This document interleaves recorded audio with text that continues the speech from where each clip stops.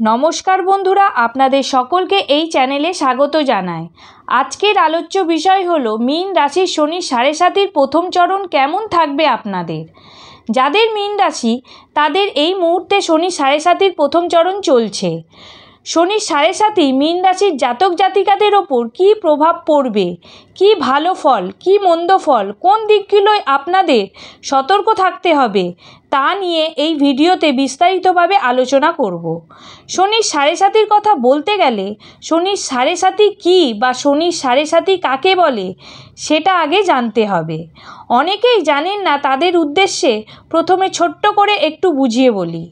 শনি গ্রহ যখন আমাদের জন্ম রাশিতে রাশির দ্বাদশভাবে ও রাশির দ্বিতীয়ভাবে গোচরকালীন অবস্থান করেন তখন জাতক বা জাতিকার সাড়ে সাতি যোগ শুরু হয়।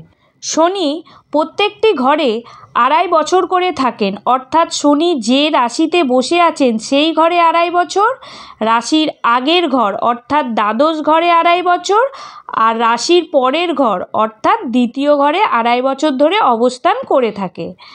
প্রথম 2.5 বছরকে প্রথম পর্যায়, দ্বিতীয় 2.5 বছরকে দ্বিতীয় পর্যায় এবং তৃতীয় 2.5 বছরকে তৃতীয় পর্যায় বলে থাকে। টোটাল 3টি পর্যায় থাকে। 3টি পর্যায় মিলিয়ে মোট 7.5 বছরকে আমরা শনির সাড়ে সাতি বলে থাকি। শনির সাড়ে সাতি অবশ্যই রাশিভিত্তিক হয়, লগ্নভিত্তিক হয় না, কারণ আমাদের যাবতীয় সমস্যার সৃষ্টি হয় মনকে কেন্দ্র করে। আমাদের মনকে বেশি মাত্রায় এই সময় প্রভাবিত করে থাকে। সাড়ে সাতি চলাকালীন দেখা যায় যে অকারণে লোকের সাথে মনোমালিন্য হওয়া বা ভুল বোঝাবুঝি হওয়া, কাজ আটকে যাওয়া বা না হওয়া, বিদ্যায় বাধা, কর্মে বাধা, বিবাহে বাধা, গুরুজনের স্বাস্থ্যহানি বা মৃত্যুও হতে পারে। আবার কখনো কখনো দাম্পত্য অশান্তি, কখনো এমন পর্যায়ে চলে যেতে পারে যে বিবাহ বিচ্ছেদও অসম্ভব নয়। এই সমস্ত ঘটনাগুলি খুব বেশি মাত্রায় আমাদের মনকে প্রভাবিত করে থাকে। প্রতিটি মানুষের জীবনেই সাড়ে সাতি আসে। প্রতিটা মানুষের জীবনে সাড়ে সাতি শেষ হওয়ার পর থেকে 22 বছর পর পুনরায় মানুষের জীবনে সাড়ে সাতি আসে। এখন বর্তমানে মকর, কুম্ভ, মীন রাশিতে সাড়ে সাতি চলছে। শনি কালপুরুষ কুণ্ডলিতে কর্মভাবের অধিপতি এবং লাভভাবের অধিপতি, আর জ্যোতিষে কর্মকেই প্রধান বলে ধরা হয়। তাই কোনো প্রকার লাভের জন্য কর্ম করতেই হয়, সেটা ভালো কর্মই হোক বা খারাপ কর্ম। আমরা সবাই শনির সাড়ে সাতি শুনে খুব ভয় পেয়ে থাকি বা অনেকে শনির সাড়ে সাতির নামে ভয় পাইয়ে রাখে যে শনির সাড়ে সাতিতে আপনার সব কিছু ধ্বংস হয়ে যাবে বা সব কিছু নষ্ট করে দেবে, কিন্তু এটা একদমই ঠিক নয়। শনিদেবকে আমাদের আগে জানতে হবে শনিদেব কে। শনিদেব হচ্ছে ন্যায়ধৃষ্ট, শনিদেব হচ্ছে কর্মফলদাতা। শনিদেব আমাদের এই জন্মে এবং আগের জন্মের কর্মের হিসাব রাখে। আপনি কেমন কর্ম করেছেন, ভালো কর্ম না খারাপ কর্ম, সে সব কিছুরই হিসাব শনিদেব রাখে। 22 বছর পর যখন আপনার জীবনে শনিদেব আসে তখন সে সব কর্মেরই ফল দিতে আসে। আপনি যদি ভালো কর্ম করেন তাহলে ভালো ফল দেবে, আপনি যদি খারাপ কর্ম করেন তাহলে খারাপ ফল দেবে। এখন মীন রাশির জাতক জাতিকাদের বর্তমান পরিস্থিতি কেমন চলছে সেটি একটু আলোচনা করার চেষ্টা করব। মীন রাশির দ্বাদশভাবে শনি রয়েছে, তাই আপনাদের প্রথম পর্যায়ে সাড়ে সাতি শুরু হয়েছে। আপনাদের সাড়ে সাতি যখন শুরু হলো 17 জানুয়ারি 2023 থেকে 2025-এর মিডিল অবধি চলবে। তখন থেকেই আপনাদের কিছু মানুষের আয় কমতে থাকছে, একাকিত্ববোধ ফিল করছেন, ব্যয় বা খরচ বেড়ে যাচ্ছে, সম্মানহানি হচ্ছে, অর্থনৈতিক টানাপোড়েন সৃষ্টি হচ্ছে, স্বাস্থ্যহানি এবং মানসিক স্বাস্থ্যও খারাপ হচ্ছে। তার সাথে সাথে বিবাহিত জীবনেও সমস্যা এসেছে। কিন্তু এখন প্রশ্ন হচ্ছে সাড়ে সাতি মানেই কি শুধু নেগেটিভ ফলই পাবো? কিন্তু তেমনটা নয়। সাড়ে সাতি মানেই নেগেটিভ নয়। সাড়ে সাতিতে অনেক মানুষেরই উন্নতিও দেখতে পাওয়া যায়। সেটি নির্ভর করে আপনার জন্মকুণ্ডলিতে কোন গ্রহের দশা অন্তর্দশা চলছে সেটার ওপর। যদি আপনার জন্মকুণ্ডলিতে ভালো গ্রহের দশা চলে তাহলে আপনি সাড়ে সাতিতে ততটাও নেগেটিভ ফল পাবেন না। আর যদি জন্মকুণ্ডলিতে কোনো খারাপ গ্রহের দশা বা অন্তর্দশা চলে থাকে তাহলে সাড়ে সাতির প্রভাবটা একটু বেশি পাবেন। অনেক মানুষের দেখা যায় সাড়ে সাতিতে উন্নতি হয়েছে, নিজের প্রপার্টি কিনেছে, অনেক নতুন নতুন সুযোগ সুবিধা এসেছে। সাড়ে সাতি যে শুধুই নেগেটিভ তা নয়, সাড়ে সাতিতে অনেকের বিয়েও হয়। সে সব কিছুই ডিপেন্ড করে আপনার জন্মকুণ্ডলিতে কোন গ্রহের দশা অন্তর্দশা চলছে তার ওপর। তাহলে সাড়ে সাতি নিয়ে ভয় পাওয়ার কিছুই নেই, শুধু নিজেকে কিছু কিছু ক্ষেত্রে পরিবর্তন করতে হয়। শনিদেব আপনার জীবনে আসবে আপনাকে কিছু লেসন দিতে। শনিদেব আপনাকে পরিশ্রম করা শেখায়, জীবনের বাস্তবতা দেখিয়ে বোঝানোর চেষ্টা করে আপনাকে কি করতে হবে। এই সময় শুয়ে বসে থাকলে হবে না, অলসতা ত্যাগ করে পরিশ্রম করতে হবে। এই সময় দেখবেন আগে যে কাজটা সহজেই হয়ে যেত, সেই কাজটা করতে এখন তার থেকে 4 গুণ সময় লাগবে। যতটা পরিশ্রম করবেন ততটা মনের মতন ফল পাবেন না। সব কাজ দেরিতে হবে, স্লোতে হবে, যার ফলে আপনার মনের মধ্যে নেগেটিভ চিন্তা সৃষ্টি হবে।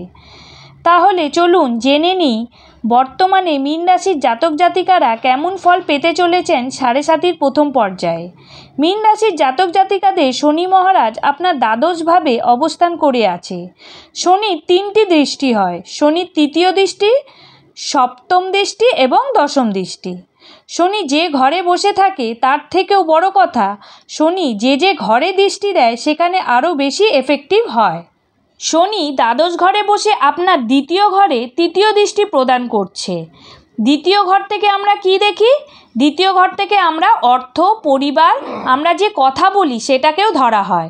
তাহলে শনি দ্বাদশ ঘরে বসে দ্বিতীয় ঘরের দৃষ্টি, তার মানে আপনার এই সময় অর্থনৈতিক দিক থেকে একটু দুর্বলতা ফিল করবেন। যদিও শনি আপনার একাদশপতি, তাই জন্য আপনাকে ইনকাম দেবে, কিন্তু আপনি যতটা আশা করছেন ততটা দেবে না। আপনি যে পরিমাণ পরিশ্রম করছেন আপনার যতটা ফল পাওয়ার কথা ততটা পাবেন না। আপনার মনে ডিসস্যাটিসফ্যাকশন তৈরি করবে, তার ফলে আপনার মধ্যে হতাশা বৃদ্ধি পাবে। আপনি এই সময় কোনো জায়গায় টাকা পয়সা ইনভেস্ট করেন বা কাউকে ধার দেন, তাহলে এই সময় আপনার টাকা আটকে যেতে পারে। শনি যেহেতু একাকিত্বকেও বোঝায়, সেহেতু এই সময় আপনি নিজের পরিবার থেকে দূরত্ব ফিল করতে পারেন। এই সময় আপনি নিজের পরিবারকে কোনো কথা বোঝাতে গেলে নয় পরিবারের লোক আপনার কথা বুঝবে না, নয়তো আপনি তাদের কথা বোঝাতে পারবেন না।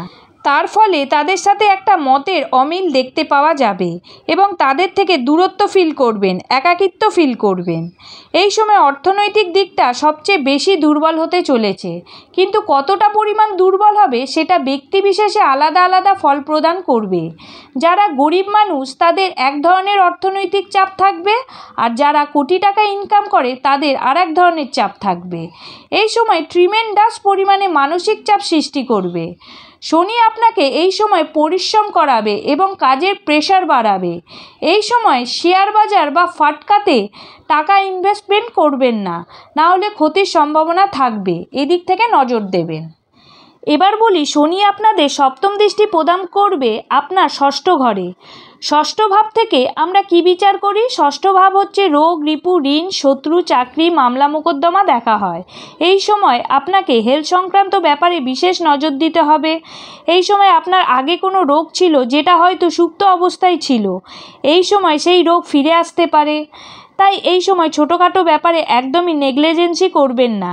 হয়তো এই সময় মনে হতে পারে এই সব ছোটোখাটো সমস্যা তেমন কোনো ব্যাপার না, ঠিক হয়ে যাবে, কিন্তু সেই ছোট ব্যাপার থেকেই কখন এত বড় সমস্যা সৃষ্টি করতে পারে সেটা আপনি ভাবতেও পারবেন না।